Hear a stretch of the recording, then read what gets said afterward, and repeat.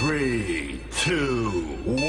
1, 0. Jadi gini, kan ceritanya ada seorang lelaki namanya Louis. Si Louis ini selalu menghalalkan segala cara untuk mendapat uang. Contohnya saja dia mencuri besi dari pagar untuk dijual lagi.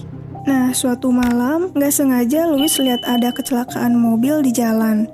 Dia turun, terus lihat di situ ada jurnalis yang lagi merekam kejadian itu.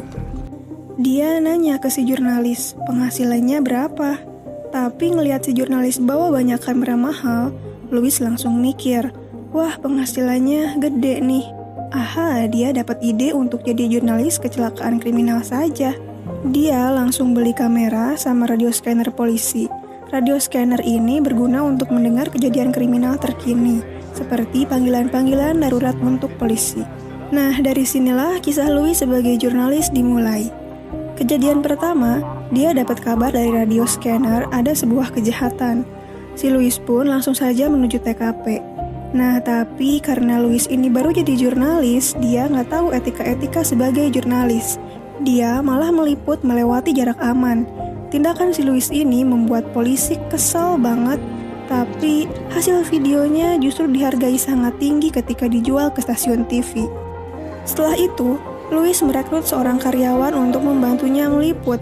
Karyawannya adalah pemuda pengangguran bernama Rick. Pada kejadian selanjutnya, ceritanya ada perampokan di sebuah rumah. Karena pintu depan sudah dihalangi oleh garis polisi, si Louis ini malah masuk diam-diam lewat pintu belakang dan langsung merekam keadaan di dalam rumah. Tuh kan, dia mah melanggar aturan terus. Ya hasilnya rekaman yang dia buat dibayar mahal lagi oleh stasiun TV. Lama-lama dia makin terlatih untuk meliput sampai akhirnya dia kaya dan bisa membeli mobil sport yang mahal. Nah, karena si Louis ini udah makin sukses, jurnalis yang udah senior yang dulu menjadi inspirasi si Louis, ngajakin Louis buat kerjasama. Tapi Louis gak mau, dia gak mau kerjasama karena dengan dia sendiri saja udah bisa untung besar. Tapi nggak disangka justru di kasus berikutnya si jurnalis senior malah mendapat rekaman yang bagus.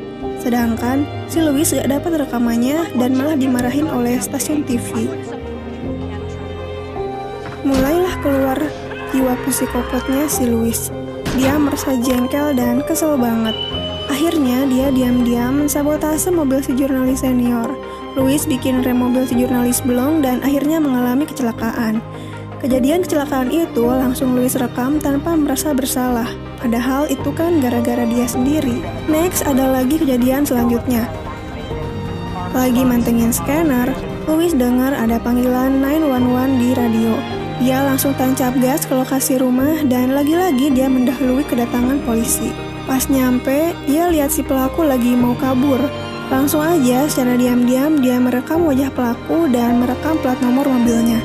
Setelah penjahatnya kabur, dia masuk ke dalam rumah dan merekam keadaan rumah itu. Setelah itu, rekaman keadaan rumah dia jual dengan harga yang sangat tinggi. Kalau misalnya nggak mampu bayar, dia ngancam mau jual rekamannya ke stasiun TV lain. Pinter juga marketingnya. Karena Louis punya rekaman wajah pelaku, dia berencana buat nyari pelakunya sendirian. Waktu dia lagi membuntuti para pelaku yang lagi makan di tempat makan cepat saji, dia menelepon polisi melaporkan keberadaan si penjahat. Gak lama polisi datang mengerebek penjahat yang lagi makan. Dan akhirnya terjadilah baku tembak antara polisi dan penjahat. Sementara Louis, ya dia merekam kejadian itulah, kejadian yang ia inginkan. Rick si karyawan akhirnya tahu kalau rekaman itu akan dibayar sebesar $50.000. Rick meminta hasilnya dibagi dua dengannya. Kalau tidak, Rick akan melaporkan si Louis karena dari awal Louis udah menghambat polisi dengan gak memberitahu siapa pelaku dari awal. Rick, kamu salah banget mengancam si Louis. Kasian kamu gak tahu kalau kamu kerjasama dengan orang yang psikopat. Terjadilah kejar-kejaran mobil antara polisi dan penjahat. Hingga akhirnya mobil penjahat pun terbalik di jalanan. Louis yang mengikutinya turun dan memeriksa mobil si penjahat. Dia bilang ke si Rick, penjahatnya udah mati, ayo kamu sorot dan rekam. Rick langsung aja mendekati mobil penjahat dan menyorotnya dengan kamera.